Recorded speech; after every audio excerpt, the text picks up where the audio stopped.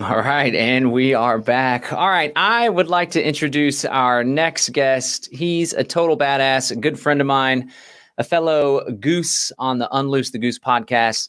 That's Jack Spirko of the Survival Podcast. Let's go ahead and bring him up. He has been educating folks, inspiring folks, motivating folks to become more prepared. And a lot of it was in the homesteading context, and it's evolved and grown into agorism and cryptocurrency and privacy. And I think he just really has a wonderful talent for bringing some complex ideas and putting them into a consumable fashion that is really geared towards getting shit done, I think is the phrase they like to say in their community. So without further ado, Jack's going to talk to us about the importance of privacy in the technological age. Thanks for joining us, Jack. John, thanks for having me. I really appreciate being here today. I am really heavily known for homesteading, permaculture, living off the land, survival, etc. But I have probably much to the chagrin of some of my audience who are very traditionalist, brought a lot of technology, cryptocurrency knowledge, et cetera, to what we've done for 13 years. I am an early adopter of cryptocurrency, not as early as I would have liked to have been, but around 2014, I got on the Bitcoin train. So I've been through a lot of things, a lot of the things that people worry about with cryptocurrency. They're going to shut it down. They're going to stop it. Like we've been through it, like the roller coaster over and over and up and down. And it's just, I'm past that. And so some of that will shine through with what I'm going to talk about today. But what I'm going to start off with is going to sound like something that's probably not what you would expect when we're talking about technology and privacy in the digital age. And that is, we're going to go all the way back to the 1870s. We're going to go back to what we call the crime of 1873, where they demonetized silver. And I guess one of the things I should say right off the bat here, everything I'm going to talk about today is in a little post that I did on my site. It's at thesurvivalpodcast.com/D3, and it's right over here. That's why you'll see me glance over here at my notes on occasion. But all the links, everything like that, again, is available there for you. But in 1873, and I don't want to go deep into this because I only have so much time, but the United States government demonetized silver currency, and they did that in a couple different ways. One, they stopped making it. But the other thing that people don't know, I think, about the crime of 1873, if they're even aware of it, is up until that point, if you had raw silver, you could take it to a mint, a U.S. government mint, and they would actually turn it into coinage for you at no charge. And then you could use it and spend it because it was considered good for the public to have this currency available and known that it was actually what it was supposed to be in a known amount and spendable. That was considered a good thing. It was basically kind of like crypto mining for the public. Like we need to have a currency in circulation. And what happened was the powers that be, very much through what we today call the New World Order, which is not a phrase I really like because I actually consider the New World Order to be the ancient world order.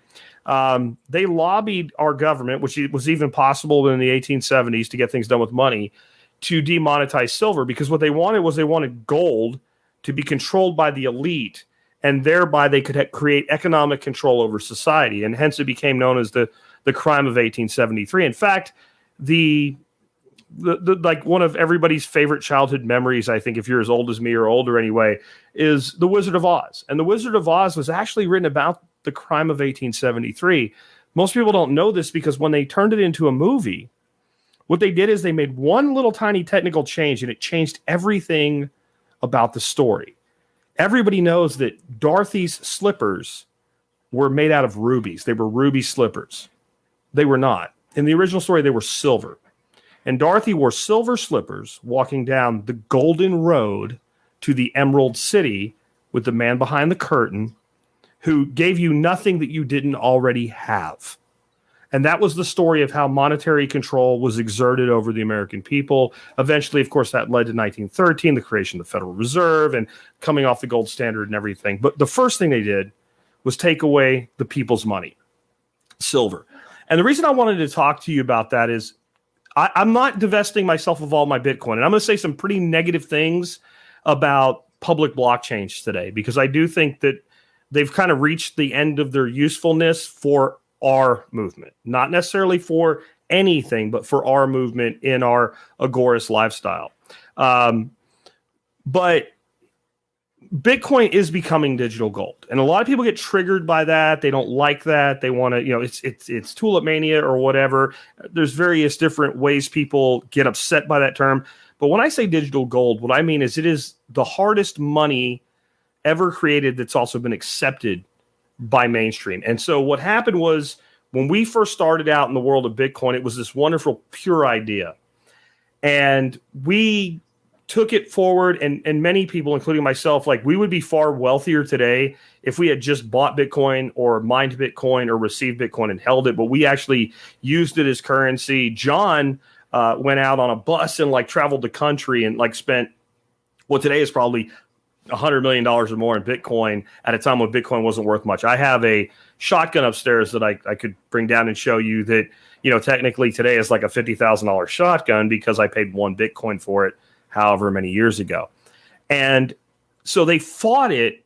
And then what happened was eventually it got so big, it became $1 trillion asset. And you get to a point where like, okay, we can't make this go away. So they co-opted it. And you've heard a lot of things today about how they can use chain analysis and other things like that on public blockchains. But it's not going to go away. It's not going to be crushed. What it's going to become is basically a reserve currency. And if that makes it digital gold, then our question needs to become, if we look back at the crime of 1873, what's silver? The original idea with Litecoin is it was silver to Bitcoin's gold. It was faster and cheaper. And every cryptocurrency almost that's come out since Bitcoin is faster, cheaper, and better to use as money. If what you mean by using money is, I want to buy a scone and a coffee. Of course, Litecoin or Bitcoin Cash or what have you is better. But does that make those things digital silver? Or are they just derivatives? Or are they just spin-offs? What actually becomes the people's money? Now, think about what cash has always been for people. Look, what cash has been for people is if I want to buy Kratom from John and I don't want anybody to know anything about it, I can pull out some cash and I can pay him with that. And then he gives it to me. And that's as traceless as it can be. At least it seems so. What does that today? And what does that today is privacy coins. And I know I'm going to upset some people here, but John did a little demo earlier where he and one of the other speakers sent some Bitcoin Cash to each other. And he talked about a technology that creates an obfuscation of the transaction itself with Bitcoin Cash. And so that makes Bitcoin Cash private. I'm sorry. I know I'm going to upset some people. I don't care what you do with your transactions. Bitcoin Cash is not, cannot, and will not be a privacy coin.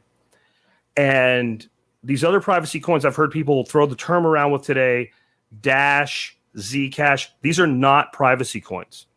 These are coins with privacy features. In other words, you can tick a box or you can use a secondary app or something like that, and then you can obfuscate the transaction so that the transaction between me and you is complicated and hard to figure out. If you actually look at the coin mixing technologies for Bitcoin Cash, for instance, what you'll see is they straight up say they make them more private. And they're good technologies. I'm not bashing them. But what I'm saying is you're now relying on somebody who's doing business with you to do a thing a certain way so that the transaction is private, and yet the address still will never be private. You give me somebody's Bitcoin Cash address, and I can tell you exactly how much money's there and everything that ever went in and out of that address. On that group of notes that I have over here for you guys, I have a Zcash address. Actually, not a Zcash, sorry, a Z address for a privacy coin called R. And I have the address published right there. You can go look at it right now. There's some money in there. I'm not going to say how much. Anybody that can tell me anything meaningful about that address, other than it's associated with me because I've already told you that, you can have whatever's in there. I'll give it to you. Whoever the first person is that can tell me anything about the quantity or the in and out of that address, I will give it to you. I would never do that with a Bitcoin Cash address. I would never do that with a Dash address. I would never do that with a Zcash address because they're not actually private coins. You either have privacy as a default with a currency or you do not, because you're now relying on somebody else. And what I'd like you to think about is, have you ever been to a restaurant and done something as simple as, I'd like this sandwich without mustard on it? And the waiter goes, okay. And you go, this isn't going to happen. And you say, I want to be clear, no mustard. Yeah, say it back to me, no mustard. And the guy walks away and you go, there's going to be mustard on this sandwich. That's what's going to happen. And you just know it is. And when they bring it back, there's mustard on it. That guy does nothing every day except bring people sandwiches or soups or steaks or whatever. If a waiter who's a professional, who does the same thing every day, can get that wrong, what are the odds of the person that buys something from you or does a transaction with you might not actually use the privacy feature? And this is why I think we need to have privacy by default, at least in currencies. And I just want you to keep that in mind. And to me, you have some privacy coins out there. To me, the best one, and we'll talk a little bit more about it in a second, is Pirate Chain, ticker symbol ARRRR.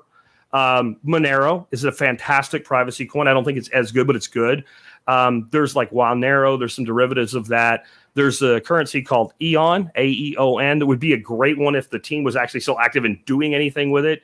But unless you have privacy as a default, you don't have privacy. Before we go into privacy coins and privacy projects today, I want to just say something about Satoshi, whoever he or she or they might be. And I personally believe Satoshi is a team. There are 3 wonderful things that Satoshi did for society. Not 1, 3. The first and most important one is made Bitcoin. That is the number 1 contribution to the world. But the number 2 was to stay anonymous. To stay anonymous and not have anybody know who he or she or they were. Not only because they might have been attacked, but because then we would turn them into prophets.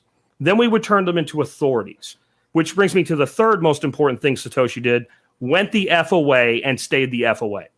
They did their thing, put it out in the world, and a lot of people talk about the Bitcoin white paper.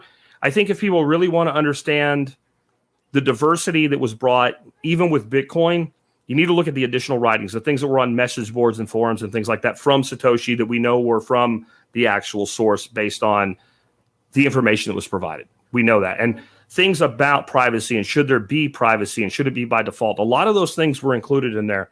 And then the other thing I want to say is there's a lot of people in this movement that don't want anything to do with cryptocurrency. Or blockchain. And they point out with complete validity the places where it's being used against us right now and the places where it's going to be used against us. There is absolutely no doubt that when we have Fed coin, and we will, and if you take a Bitcoin and you turn it into fiat, the whole thing's going to link together, and that will be forward and backward in time, everything that ever happened. That's true. It doesn't mean we ignore the technology. This is a war. It's a war on your way of life. It's a war on your right to raise your children the way you want to. It's a war on your right to eat the food that you want to eat and not eat the food that you don't want to eat. It's a war on your choice for healthcare. It's a war on your choice with who you associate with. It's a war on your ability to communicate what you want to say and be heard. It's a war on everything that anybody that's concerned about liberty is concerned about. And it's a weapon. It is a weapon. You're right. When you say they're going to use this against us, you're not wrong. But you know what you don't do when you have an enemy using a weapon against you is pretend, well, if we decide that weapon doesn't exist, it can't hurt us. If we decide that weapon doesn't exist, we can prevent it from being used. If we resist the weapon by saying we don't support it, we're going to actually do something. You're not. When you're in a battle, when you're in a war, it's an arms race.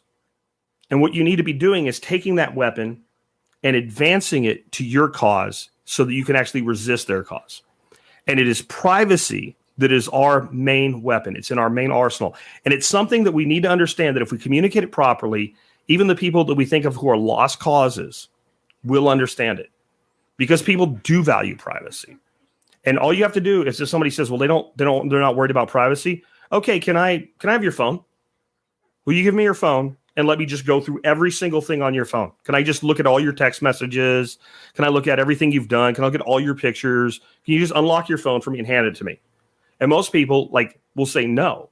I think the only person I would do that for in my life is my wife. My wife can look at my phone till her heart's content. Anybody else, no. It's not even that I'm worried. It's that's not for you. That's not your information. So we all feel that way. So we can actually use this message to win people over to, you do have a right to not have somebody looking at that phone. And then you ask that same person, okay, So you won't hand me that phone. You do understand that everything in that phone is being reviewed all the time by computers that are way faster than any human being, and that data is going places and it is being used against you. You do understand that, right? And most of them go, well, yeah, but, and there's your in. There's your in. What if I told you it didn't have to be that way? What if I told you there were options? When it comes to this, the best work that's being done right now is being done by the Blockchain Privacy, Security, and Adoption Alliance, or the BPSAA, to make it a little bit easier on the tongue.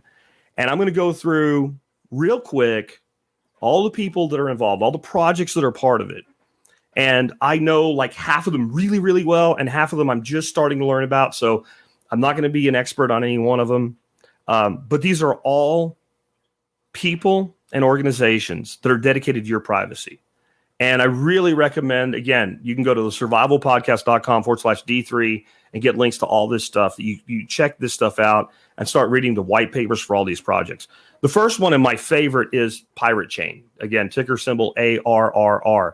This is a completely private, by default, cryptocurrency. I love Monero. I think Monero is a real advancement in cryptocurrency, but it uses what's called a ring CT. So the way Monero works is when you send a transaction, it's like there's 13 cups, and under one cup is a ball, and that ball is the actual transaction. And only that ball actually gets to who you're sending it to. And the other 12 kind of go somewhere else. Or it's 11. I think it's actually 11 right now. And they're upgrading it. It's going to be something like 100, 120, 111, somewhere in that nature. And that doesn't sound like a big number, even the 11. But it's bigger than you think, because every time a new transaction occurs, it adds to it. It's an additional factor of 11. And it works pretty well. What we've learned, though, is the feds now can crack Monero if they know exactly what they're looking for. If they're only trying to prove a thing instead of find a thing, they can kind of sort of figure it out and make a case, at least to a jury of your peers, that you're guilty. Because they know Bill sent it to Tom, and they can kind of really track that down. Because it's like a bunch of couriers came to your house, and they kind of got in a huddle, and then they kind of like handed a bunch of packages to each other. Only one package is real, and they all went away. But you can see how you can still sort of figure that out. The way Pirate Chain works is it's like you have a chest buried in your backyard, and it has your money in it. And I think to myself, I want John's kratom, so I want John to have $100. And $100 worth of my treasure literally vanishes like on Star Trek and appears over in John's treasure chest, to which no one has any visibility. Again, I have our address on my website at the link I've given out several times now. I defy you to tell me a single thing about that address of any value to anyone anywhere. That's privacy, and that's why I love Pirate Chain, because every time you do business with somebody, you're using that level of privacy, that level of cryptography by default. You cannot turn it off. There is no option to do that. There's no way to screw it up. The next one I want to talk about is Sentinel. Sentinel is one of the most exciting projects there is to me. I'm really excited that they're switching over their token from an ERC20 token, which is Ethereum, because I don't really care for that right now, especially with the cost of it, to I think Cosmos is what they're doing. So I'm glad they're making that move. They're also going to be working through BPSAA to add other currencies that can be used, like Pirate, like Monero, et cetera, to it. But what a distributed VPN is an actual VPN. Just like I said, if you have optional privacy, you don't have privacy. If you're buying a VPN from a company that's centralized, you don't have a VPN.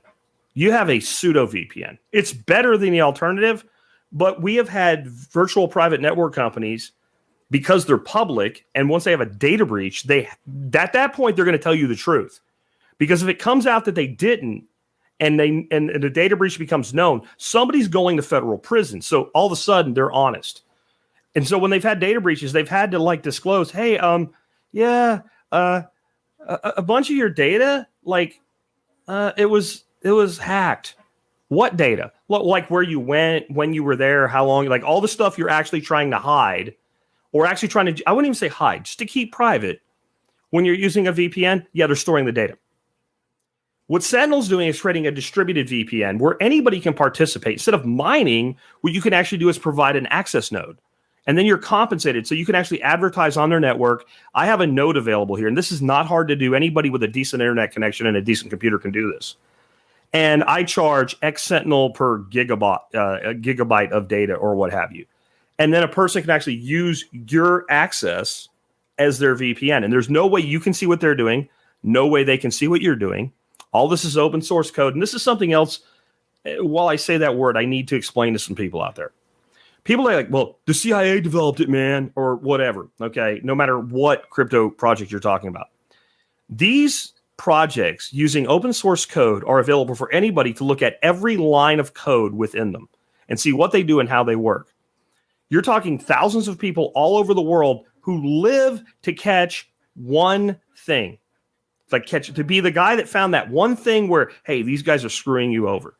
There is nothing that is like an IRS audit of your finances does not even come close to what happens to open source code when it goes out there. So you have this open source code that allows this interoperability to have virtual private network access all over the world. So it can be as much as I want to protect my identity, but it can also be as simple as I want to see this movie. It's not been released in the United States yet. So on my VPN, I'm in France.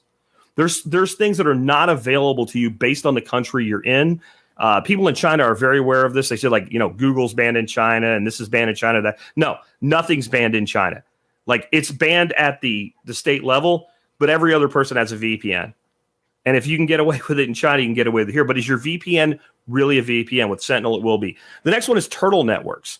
Their main focus is decentralized exchanges and decentralized governance.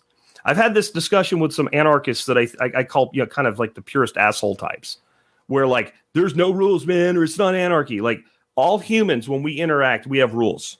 If you come to my house, I have rules. If I come to your house, there's rules. And so we do need a form of governance by voluntary association. Like our group is going to have these rules that we all agree with. Maybe it's through something like a DAO or something. So Turtle Networks allows for decentralized governance through smart contracts and things like that. But they also empower what are called decentralized exchanges. So when I want to convert one currency into another currency, and I don't want somebody knowing what I'm doing, I can use a decentralized exchange like Polarity, which is built using the Turtle Network, and I can allow my customers to exchange currencies with each other without any involvement of the government, without any KYC. And that's what Turtle Networks does. So we have that available. So think about what I've just given you. I've just given you 3 of these partners so far. We have the ability to exchange currencies into other currencies with no third party and no giving away of our information. We have a totally private currency, and we have a virtual network that's actually private, that really is private, with nobody able to collect our data. Next, we have Ether One. Ether One is part of BPSAA, and what they're doing is decentralized hosting.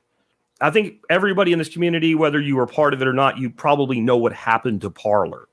Parler was considered bad because they backed the Orange Man and the Orange Man's views and the right wing and the evil militia and the insurrection at the Capitol. And all I can think of is, if y'all think that's an insurrection, if there ever is one, you're going to be awfully surprised at what a real insurrection looks like.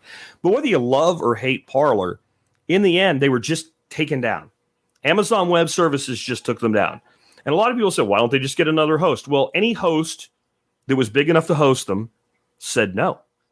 And when you're running a site that size, you can't just go to like Bill's Hosting, right? Or even Bluehost. You have to go to a major hosting provider that has the capability to deal with something of that size. Well, how about thousands upon thousands of users all over the world in basically kind of a torrent situation, each hosting... Can you do something about that? Each hosting a little piece or a little part of a website. And all of a sudden, you can't shut it down. And it works through the IPFS protocol, which I'm not going to dig into that today because we could get too long into this if we start going into these texts individually. But you can get there from any browser.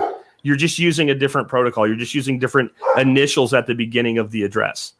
So now we can host content that can never be taken down.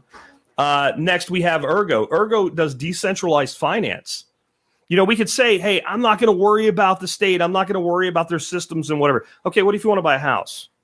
What if you want to buy something you don't have enough money to buy? One of the reasons the crime of 1873 was so damaging is most people don't have enough money to have a stack of gold sitting around. They have a small amount of money. That's part of how it hurt people. It made them dependent on the banking system. Well, there's a lot of things out there. I don't know if you've checked, but even if you're fairly well off, if you want to buy them, you need to borrow money from somebody. With DeFi, we can do that. We can go out and we can find partners to borrow money from. And there's more that Ergo does, but that's like its main central focus is enabling security and privacy within decentralized finance. Next is Komodo. I talked a lot about Pirate Chain because they're kind of my favorite project right now. But Komodo is built off the back. I'm sorry, Pirate Chain is built off the back of Komodo. Like without Komodo, there probably wouldn't be a Pirate Chain. Komodo is smart chains, security, interoperability between chains, business to business, and they're enabling what we call atomic swaps. So what we're going to be able to do is take a currency like Pirate Chain using atomic swaps and make any currency into at least some sort of a privacy coin so that we can actually have somebody, as long as let's say the merchant's using the app that's being built.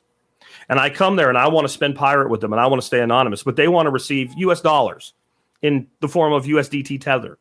Well, they'll get their money in dollars. I spent Pirate Chain. I'm anonymous in the transaction, just like I handed them cash. That's just one way we can use that. So Komodo is amazing in what they're enabling and what they're doing with projects. Next is Burst.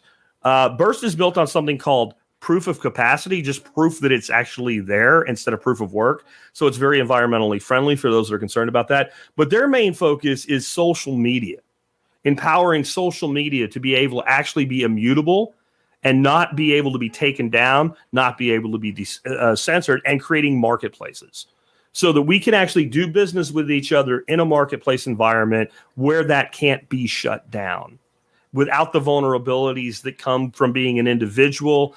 And think about what happened to Ross Ulbright. And I'll say something here that if I don't clarify before I say it, you're going to think I'm saying something negative about Ross. I'm not. If I could snap my fingers and make that man free, not only would I do it, if I had that much power, I'd put him back where he was all those years ago and give him all his money back. But Ross made a mistake. Ross made a mistake in that he was an individual that could eventually be found, and he chose to censor something, to say certain things couldn't be sold. And therefore, they were able to say, well, you chose not to let this happen. So why didn't you choose to not let this other thing that we also don't like happen? We need to create autonomous marketplaces where nobody has control. And that's really scary, but you know what? Freedom's scary. And we need to do this in ways where people cannot be individually targeted. One of the things I said at the beginning of this was, one of the things Satoshi did was he stayed anonymous. He went away and he shut up. Like that was important. But what's also equally important that comes out of that is the reason Bitcoin had to be co-opted instead of stopped. There's no building with a big B on it. There's no place you can go. There's no place you can go and shut it down. And we need to build marketplaces that way. That's what Burst is doing. Dragon Chain, another partner in BPSAA, is doing centralized identity. We are going to need to be able to know we are doing business with the person we think we're doing business with, even if that identity doesn't necessarily say it's Jack Spirko. We need to be able to say, hey, this place here, if I'm going to order a widget, I know I'm going to get a good widget. Think of like the Amazon review system. You can hate Jeff Bezos, you can hate Amazon, but the reason most people use it anyway is if I order a thing, I know the thing's coming. I know that if there's a problem, the thing will be fixed. Part of that is because we know who and what Amazon is. Even the things we don't like, we know it. Well, if we have the ability to have identities that are known yet unknown and decentralized, we have that ability kind of in this second parallel world that we're talking about building here. We also are looking at with Dragon Chain like fraud compliance. Not everything needs to be completely private. Like if I would love a complete transparent blockchain in the government.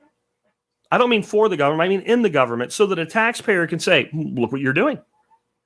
I would love it if we had the ability to audit every single politician's contributions, the associated PACs, their associated businesses.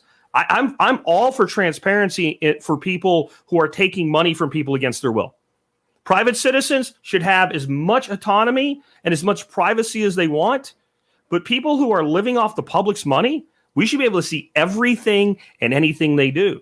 So we can look at fraud compliance in that way. We can also look at fraud compliance between two consenting businesses to make sure that things are happening the right way.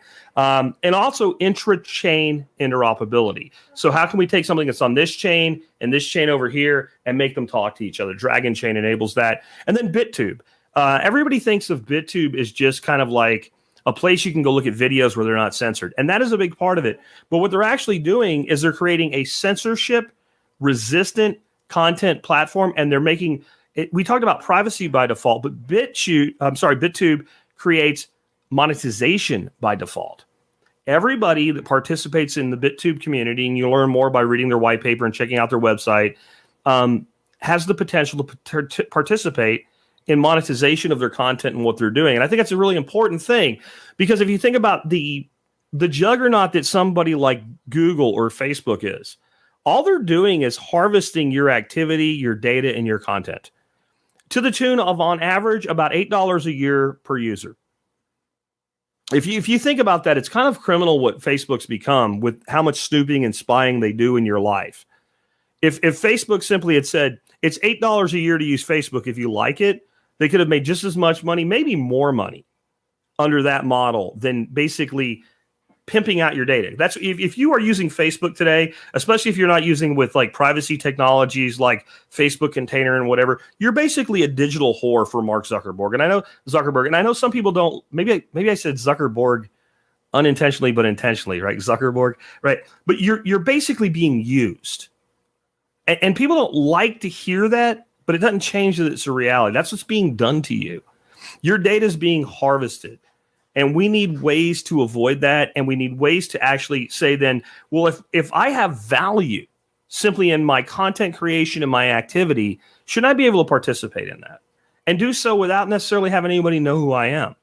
So I went through all of those entities there that are part of BPSAA, even though I don't know deeply about every project. I'm probably about half of them I'm really deeply involved with gaining knowledge on and using, because I didn't want to leave anybody out.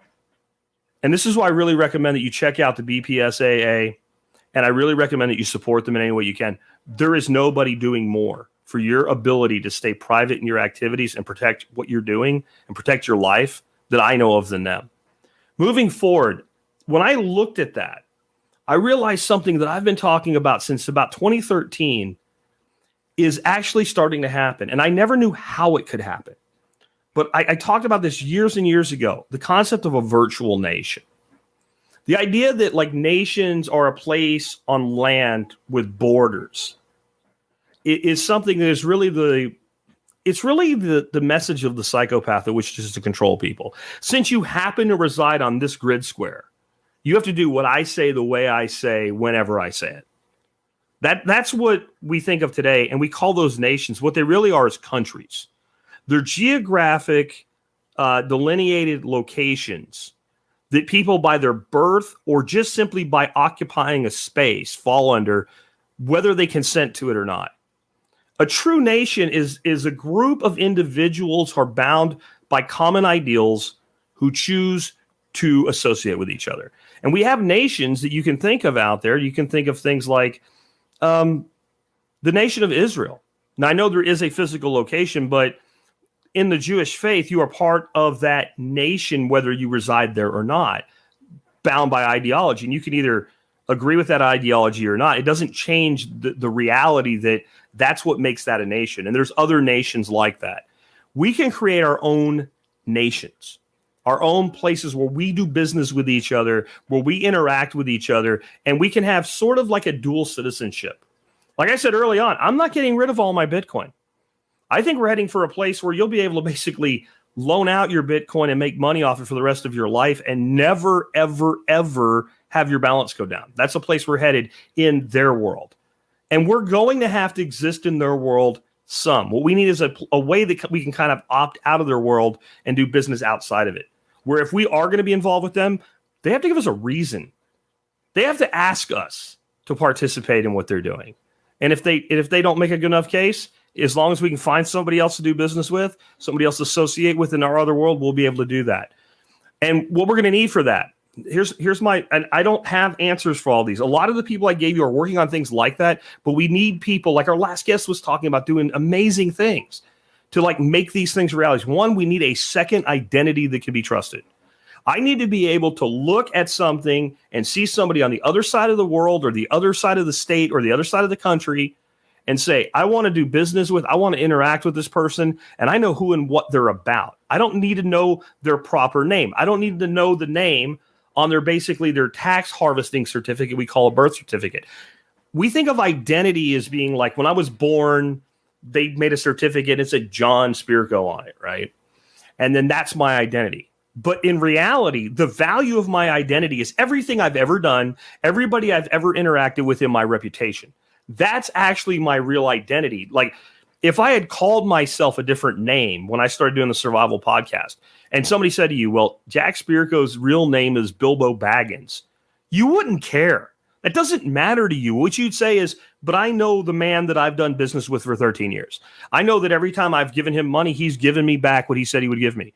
I know that I've listened to his teaching. I've listened to his podcast. And no matter who it is, you'd feel the same way. You don't really care what the person's name is. You care that you know the track record.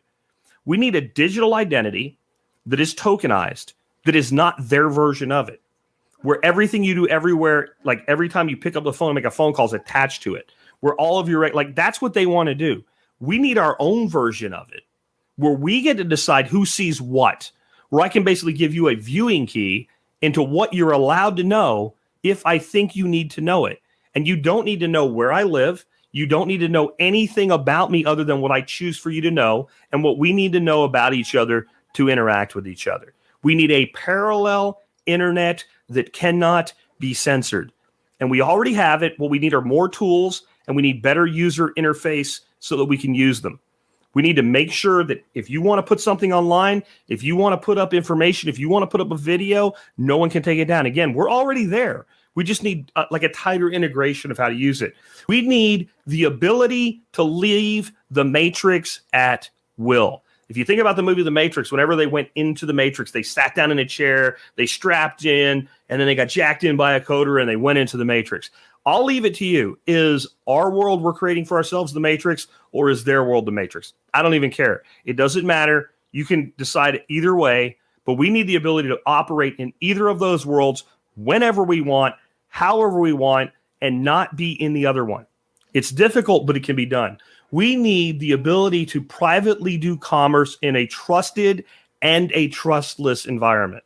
So if I know John, great. If I don't know John, I need to still be able to do business with John. We do this all the time in their world. There's no reason we can't do it in our own. The keys to making this work: we need to simplify user interfaces. We need to make things in our world as easy to use as they are in their world, because people don't like extra steps.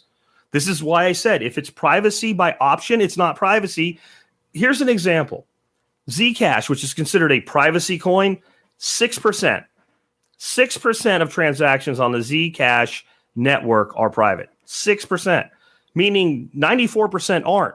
And the 94% compromise the 6% because you got to click a button to use it.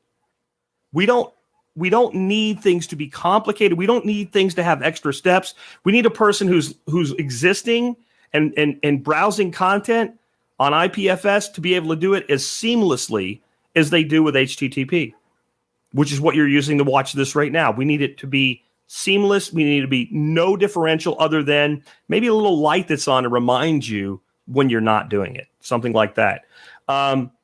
We need education on the how, the what, and the why. And that starts with everybody watching this right now. There are things you cannot convince your friends and family of. Some of them, if you try to convince them, you know what, wearing a cloth mask doesn't work because here's 12 studies done over 70 years that say it doesn't work. The same people telling you it did said it didn't for 70 years. They won't listen to you. Vin Armani calls it the dim age, and I think it's a great term for it. Like they believe in magic. Those people can't be reached by talking to them about things they've already made up their mind on. But they can be reached when you talk to them about their right to privacy. It's the Achilles heel in the establishment because everybody believes in it. I should say everybody that's not a psychopath believes in it. And again, if you're having that conversation, they say, but you know, can I have your phone? Will you unlock your phone and hand me your phone and let me look at all your text messages, all your emails, all that stuff? You won't? Do you trust me? You do, but you don't want me to know. I understand. I'm not offended. Then why do you trust people who you don't know with that information? And that's a great way to educate on the why. The how is simply, let me show you. And the what is, here are the things that get it done. And we need to be doing this because the larger we make our community, the more they have to accept us. They have to deal with us. I want them to beg us. I don't want to invite them in. You're talking about a vampire. Like every sci-fi show you've ever watched, when the vampire comes to the door, you do not say, come in. We do not invite the state in. We do not invite their systems in. We do not invite their ideas in. But we want them begging us to interact with them. And we do that through united fronts and through being able to operate without them. That's how we get that done. We need in real life relationships, extending trust into virtual relationships. So if you think back to like the beginning of Bitcoin, when Bitcoin started, I was like, this is a great idea, but what can I buy with it? And there were like marketplaces where you could see all the stuff you could buy with Bitcoin. And I'm not talking about like Silk Road or anything. This is even prior to that. And it was all like web hosting and things like that. And the reason it made sense, if I don't pay you for hosting, you just turn off my hosting. And you have no, like a host has no real cost to add one new customer.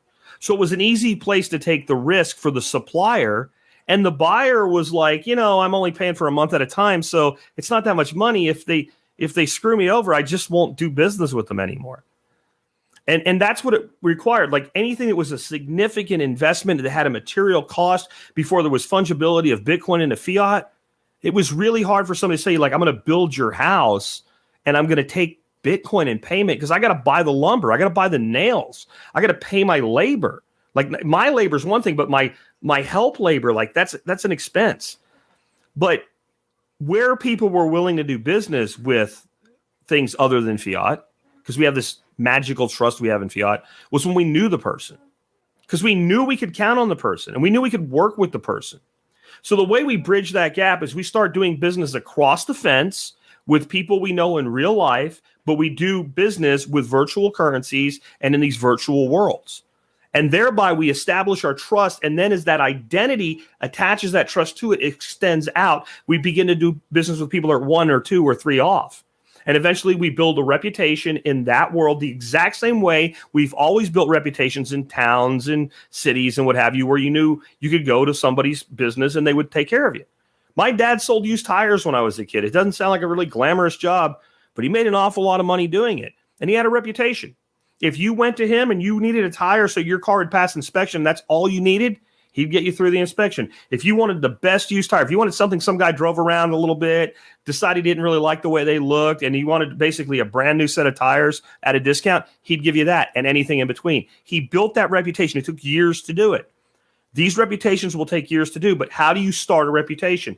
You do business with people you already know, and you extend from there. We need that to happen. And I know some people are going to not like this. I don't think we need a coin for everything anymore. Even some of the projects that I gave you today, I'm like, honestly, the only reason you have a coin is because it's your way to print your own money.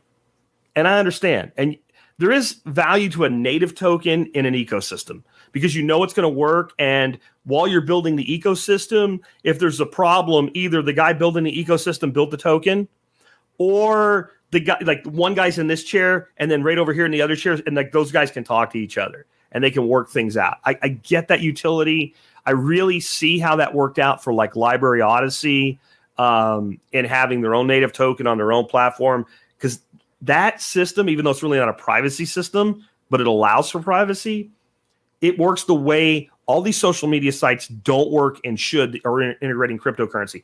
You create an account. You have a wallet. You have an address. You earn money. You can buy it. You can sell it. You can trade it. You can tip. You can be tipped. It just works. We need that. But I don't think every single time we have a new project come out, we need a new token. We need a new coin. We have, in my opinion, between Monero and R, 2 outstanding ways to trade value with each other and do so with complete and total anonymity. be anonymous. I can't say that word for some reason right now. What else do you need? What else do you need? Now, if we're using something to create interoperability, i.e. Dragon Train, okay, Dragon Train, I get it, I guess. But if I were going to build a social media network today, and I'm not because I don't have the time, but if this is my dream, if somebody wants to build my dream for me, it would be a lot like Facebook or MeWe. You would have your own individual feeds and your connections to your own individual people. You would have groups, pages, and you'd have a marketplace. And you'd have an instantly integrated cryptocurrency that you'd be able to trade between members of that community, and nobody would be able to know jack diddly crap unless you wanted them to. Now, I know one currency that can do that right now, specifically with Pirate Chain. And I think Monero could do a pretty damn good job of it too. So what else do we need? So I think we need to resist this temptation.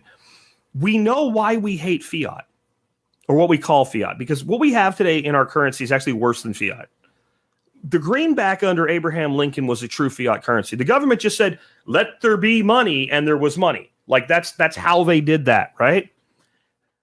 But the currency today is actually backed by debt. It's worse than a pure fiat currency because there's a bill on the other end of it that devalues it. And so we know that printing money is bad, and we know the printing press cannot be resisted if it exists. If a human being has the power to make money by pushing a button or entering a command, they're going to do it. And that's why we have such a plethora, thousands and thousands and thousands of cryptocurrencies. And honestly, over half of them, probably more than 90% of them, are functionally unnecessary and useless. We really don't need them. We don't need that many different currencies. We have 10 cryptocurrencies for every nation on the planet. We really don't need that. And I really encourage people that are going to take the next step, resist the temptation, resist the one ring, right? The power to bind them. Resist it. Use something that's already there. If what you're building has value, people will bring a currency to it. And the most important thing you can do for humanity right now, if you're going to build a project in this space, is enable people to do business with each other privately. And I would say, follow the example of Satoshi to a degree. Don't tell anybody who you are. Don't have a building with a name on it. Don't use your real name. Be anonymous. Use a DAO. And maybe even in a DAO, a decentralized autonomous organization, maybe the people in the DAO don't even know who the other people are in the DAO. Here's a real quick story as we wrap up. My father-in-law was part of the resistance in the underground in Europe during the Nazi occupation. His father ended up in a concentration camp. He was awarded the Medal of Freedom by Dwight Eisenhower. When my father-in-law was young, so that was his dad, he was working in the resistance too. And his dad had him take a suitcase to a room in a hotel and give it to other people in the hotel. And he said, son, when you walk up to that door, you knock on the door 3 times. You look at the floor. When the door opens, put the suitcase out. Do not look up. Do not look at their face. Let them know you never saw their face. So that when you walk away, they know that you're never a risk to them. You can't give them up under torture because you don't know who they are. You don't know anything about them. You don't know what they look like. Do not look at their face. We're dealing with people as evil as those people we're dealing with. We're dealing with those people right now. And that means we need to use an anonymous system to our advantage, including sometimes not really knowing who each other is. That's not about not trusting each other. That's about not trusting the enemy. And we need to absolutely learn that lesson from history. A saying I heard recently, and I was like, man, where's this been my whole life? Was the real lesson from history is no one ever learns a lesson from history. It doesn't have to be the case. That's a lesson we need to learn. Here's the good news, the bad news, and the worst news. In that order. It can be done. It won't be easy. And we have no other option. We're moving into a world where they're going to use technology to control us. We are not going to be able to use the absence of technology to resist. We're going to have to employ the same technology that they're using. We're going to have to be smarter with it. We're going to have to be better with it. And we're going to have to be more agile with it. Here's the good news. Government's not smart. The government's not agile. The government's not innovative.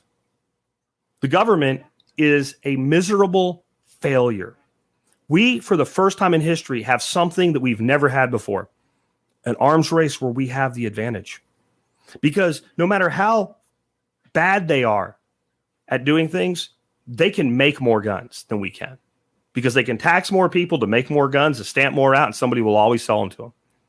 You can't compete with tens of thousands of people all over the world working together, building and integrating new systems out of basements and garages where they are equal to you.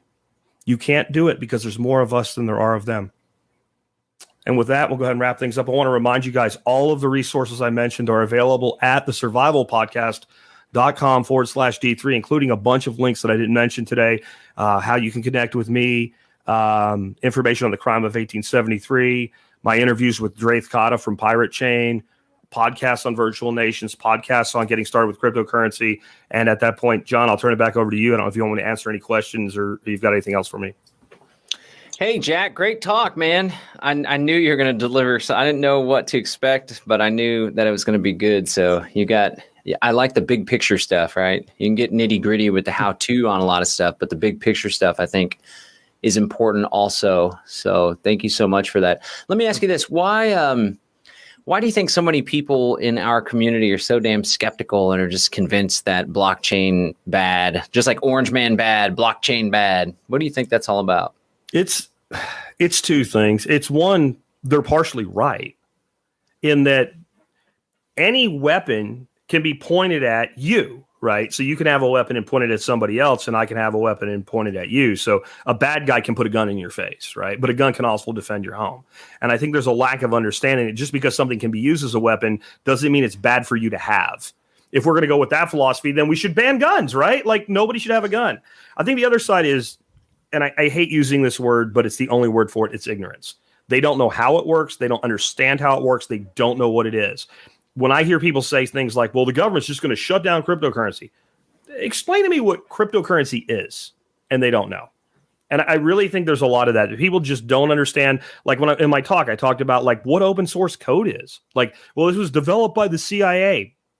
Okay, maybe. I don't know. I mean, no one knows who Satoshi is, but you really think that you've had, Bitcoin specifically, you've had hundreds of thousands of extremely intelligent coders go over this, and you think there's something there we don't know about? Are you kidding? Like, my issue is not that I don't think the government would do things.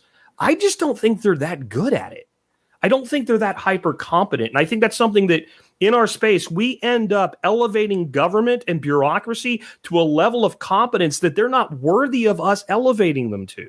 And that's the magic. That's the real dim age that Vin talks about, where they keep you afraid of them because you believe they're capable of things they're not actually. It's not that they don't have the intention.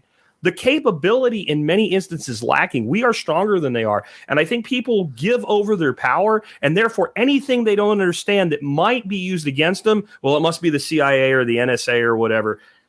Cryptocurrency is a lot like the internet. Sure, they want to use it against us, but it is the most empowering thing that's ever been given to humanity.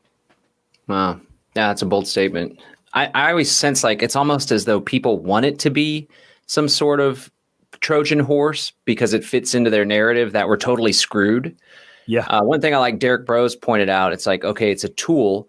And just because it is being used for negative, bad purposes doesn't mean we just completely abandon it. We step into our power and we use it better. You know, mm-hmm. We leverage it just the same. So I appreciate you kind of driving that home. I think it was a great talk to end the session. One person was asking, and I know you like cryptocurrency is complicated as hell, but you have a way of just sharing stuff that's like down to earth, you know, like drinking a beer at the bar with some country guys. You can help them to explain it. But somebody was asking, I'm trying to understand the tech of R. Is there another analogy for how it works? I understand the analogy for Monero well. You did the little pirate chest thing earlier. I thought that was pretty cool. So it uses an encryption, which is zero knowledge proof. It is actually mostly anyway the same technology from Zcash, right? So the people at R didn't develop the zero knowledge proof technology; they used it properly. What Zcash did was, hey, we have this great encryption. It's incredible encryption. Nobody can break it, but we're not going to turn it on unless you choose to turn it on.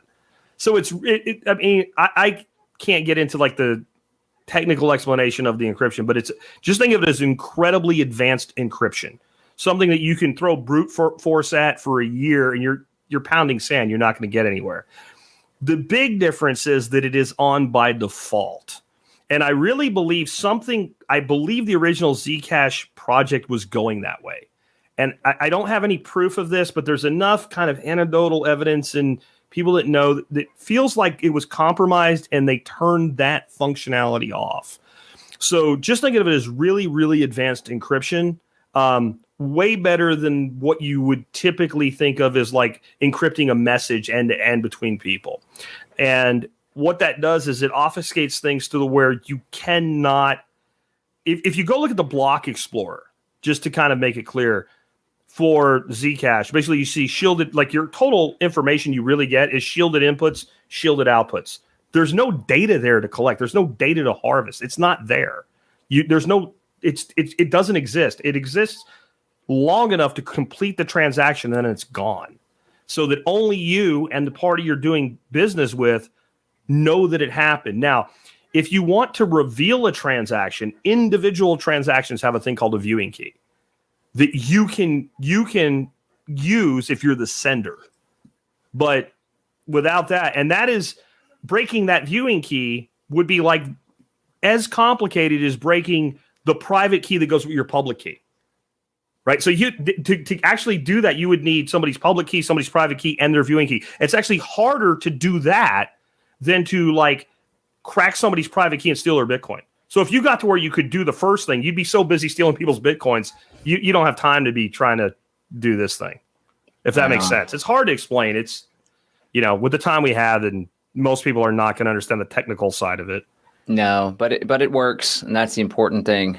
Cool, man. Well, thank you so much for your time, Jack. I appreciate your contribution to our event today. Take care. Take care, man. Stay free. All right, ladies and gentlemen, there you have it. The one, the only Jack Spirko, the Survival Podcast. Again, the show notes are there at thesurvivalpodcast.com/D3. What a day.